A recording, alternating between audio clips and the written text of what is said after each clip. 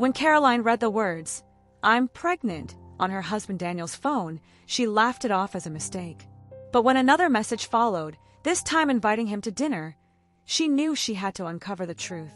What she discovered that night was a secret Daniel had hoped to keep buried. What would you do if you found a message from a stranger that said, "I'm pregnant," on your husband's phone? Would you laugh it off as a mistake? Or would it consume you, gnawing at your thoughts until you had to uncover the truth? I'm Caroline, 42, and I've been married to Daniel for 12 years. We have 2 boys, 10 and 5, and we've built a messy, beautiful life together.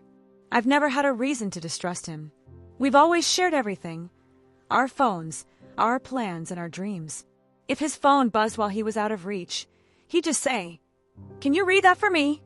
That's why, when his phone pinged last Tuesday while he was rinsing dishes, I didn't think twice. I picked it up and saw a text from an unknown number. "I'm pregnant." At first, I laughed, calling out to him, "Wrong number, babe. Someone's telling you they're pregnant." I was already reaching to show him the screen. Daniel turned his head, water still running, and smiled briefly. "Weird," he said, shrugging. "Just delete it." That night, as I lay in bed, the memory of his dismissive tone gnawed at me. I rolled over to face him in the darkness. "Daniel," I whispered, "are you awake?" He murmured. "What's wrong? Remember that text today? It just felt strange. The way you brushed it off." He reached for my hand under the covers. "Caroline, honey, you're overthinking this. Come here." He pulled me closer, but I couldn't shake the feeling that something wasn't right. "It's just, you didn't even look at it. Aren't you curious who might have the wrong number?" "It's probably just spam," he said, his voice thick with sleep. "Let's not let some random text ruin our peace, okay?" I hesitated. Something about how quickly he dismissed it felt off. But I told myself I was being paranoid. It was probably just some poor woman texting the wrong number, right? But then, 2 days later, there was another message. This one made my stomach twist. "We'll be waiting for you at La Bella Vita on Friday. Got a reservation at 7 p.m. See you then. Love you." I stared at the screen, my heart pounding in my chest. This wasn't a mistake. It couldn't be. The first message was strange enough, but this one? It was clear. This person wasn't texting the wrong number, they were texting my husband. That night, as we sat on the couch after the kids were in bed, I casually asked, "Hey, have you gotten any more weird messages from that number?" Daniel didn't even flinch. "No," he said, reaching for the remote. I pressed further. "Are you sure?" He glanced at me briefly, his expression calm but dismissive. "Yeah, someone's just messing around." "Forget about it, honey." I grabbed the remote from his hand and switched off the TV. The screen went dark, but my mind buzzed with suspicion. Why would Daniel lie to me? By Friday, the message had completely consumed my thoughts. My husband claimed he had a work meeting that night and would be home late. "I'll just eat with the boys," I said casually, trying to keep my voice steady. "Sorry, babe," he said, pulling on his jacket. "I'll make it up to you this weekend." He kissed the top of my head and walked out. As soon as the door closed, I grabbed my keys and called the babysitter. My hands were shaking so badly I could barely dial the number. "Yes, ma'am." Our regular sitter, Jenny, answered. "Jenny, I need you to come over. Right now. It's an emergency. Is everything okay?" she asked, concern evident in her voice. I choked back a sob. "I don't know. I honestly don't know anymore." La Bella Vita was one of those upscale restaurants where couples celebrate anniversaries and job promotions. It wasn't the kind of place you went for a casual meal. I sat in my car in the parking lot, gripping the steering wheel. My stomach churned, and for a moment, I wondered if I should just drive home. But then I thought about the text from the stranger. If I ignored this, I'd never be able to forgive myself. I caught my reflection in the rearview mirror. "You can do this," I whispered to myself. "Whatever happens in there, you deserve the truth." At 7:30, I walked inside. The hostess greeted me with a smile. "Do you have a reservation?" "No," I said, scanning the dining room behind her. My heart stopped when I saw Daniel sitting at a table near the window. He wasn't alone. His hand was on hers. There was a young girl, maybe 17 or 18, sitting across from him. Her face was animated, her hands gesturing as she talked. Beside her was an older woman, close to my age, but dressed in a way that screamed, trying to impress. And Daniel, he was smiling.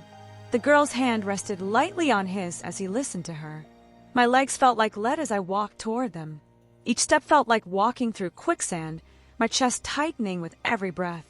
"So, this is your work meeting," I hissed. Daniel's head snapped up, his eyes wide. "Caroline," he said, half standing.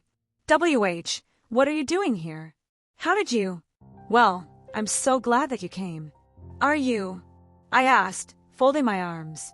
"Please," he said quickly, pulling out an empty chair. "Sit down. I can explain everything." I glanced at the two women. The younger girl looked confused, but the older woman? She looked annoyed, like I'd just crashed something important. "Who is she?" the older woman demanded, her eyes narrowing at Daniel. "You didn't say anyone else was coming." "She's my wife, Caroline." "I didn't know she was coming," Daniel admitted, his voice strained. "Caroline, please, sit down." I sat down, my eyes never leaving Daniel. "Start explaining." Daniel took a deep breath. "This is complicated. Caroline, this is my daughter, Sophie. And this is her mother, Lisa." His words didn't make sense. "Your daughter," I repeated. My head literally started spinning. I gripped the edge of the table to steady myself when Daniel nodded, tears slowly brimming in his eyes. "A daughter," I whispered. All these years we've been together, and you never once mentioned." "Because I didn't know." Daniel's voice cracked. "Caroline, look at me. I swear on our boys' lives, I had no idea until a few weeks ago." "A few weeks?" "Yes," he said, leaning forward. "She's 18. I didn't know about her until a few weeks ago. Lisa and I dated in high school. We broke up, and I had no idea she was pregnant when we broke up. She raised our child alone." I turned to Lisa, who was sitting stiffly in her chair. "You've known for 18 years and never thought to tell him?" Lisa's expression hardened. We didn't exactly part on good terms. And honestly, I didn't think he'd care. "Didn't think he'd care?" I snapped. "Then why now? What made you decide to contact him?" Sophie spoke up for the first time, her voice small. "Mom always said he left us." "That's not true," Daniel said firmly, his eyes glistening. "Sophie, I would never have abandoned you." "Never." Lisa's face flushed. "Well, it doesn't matter now, does it? We're here because Sophie's pregnant." I blinked, stunned. "She's pregnant." Lisa nodded. "And I don't want her to make the same mistakes I did. The man has to take responsibility, and as Sophie's father, Daniel needs to help us, financially." My jaw clenched as I turned to Daniel. "Financially? You didn't think to discuss this with me first." "Caroline," Daniel started. "I was going to tell you." "When?" I cut him off. "Before or after you handed them a check?" Sophie burst into tears. "I'm sorry," she sobbed. "I didn't want any of this. Mom insisted." Lisa crossed her arms and glared at me. "This is none of your business. It's between my daughter and her father." "None of my business." I laughed bitterly. "This absolutely is my business. If Daniel's going to support you financially, it's coming out of our budget. The budget that feeds our children, pays for their school and their future." "Your children?"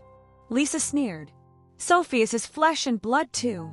"Stop it," Sophie cried out. "Just stop. I can't take this anymore." She pushed back from the table, her chair scraping loudly against the floor.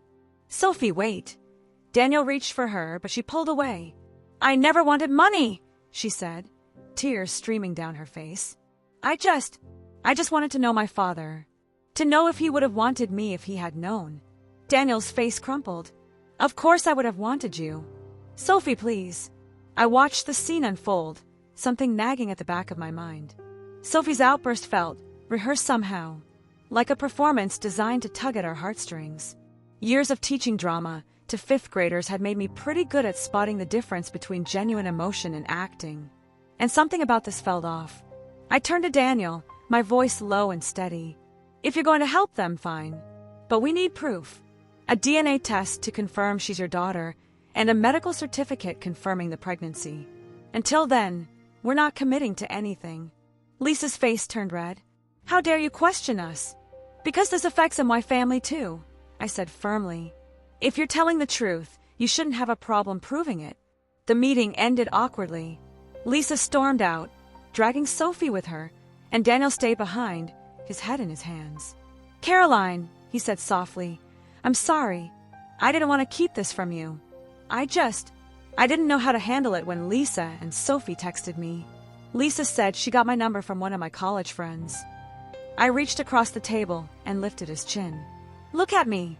Did you really not know about Sophie? His eyes met mine, filled with pain and regret. I swear to you, I had no idea. When Lisa contacted me, it was like my whole world shifted. She told me that I have a daughter, Caroline. A daughter I never knew existed.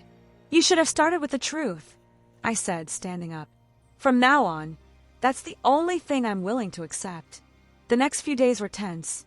Lisa sent a few more texts asking for money, but Daniel stuck to my request for proof.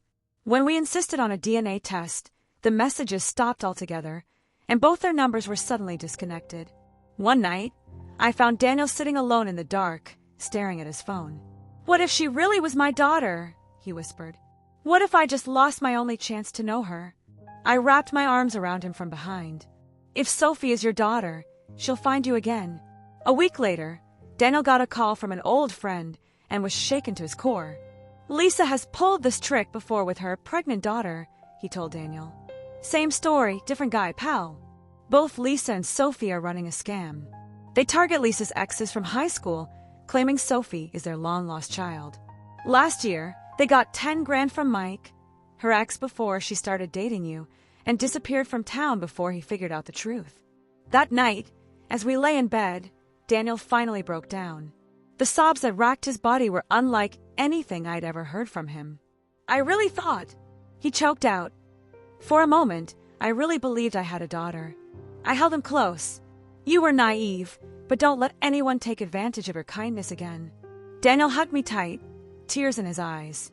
Thank you for being strong when I wasn't, he whispered. I kissed his cheek. We're a team, Daniel. But if you ever lie to me again, that team is over. He nodded, pulling me closer. Never again, he promised. Our family is everything to me. Everything.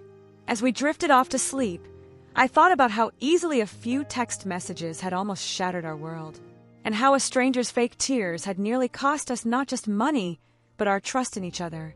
I held Daniel closer, grateful that we'd emerged stronger, wiser, and more united than before. Sometimes the hardest moments show us exactly what we're made of and what we're worth fighting for. During a normal hospital visit, my husband's nurse pulled me aside and told me to look under his bed. I was puzzled, and what I found there had me dialing 911 immediately.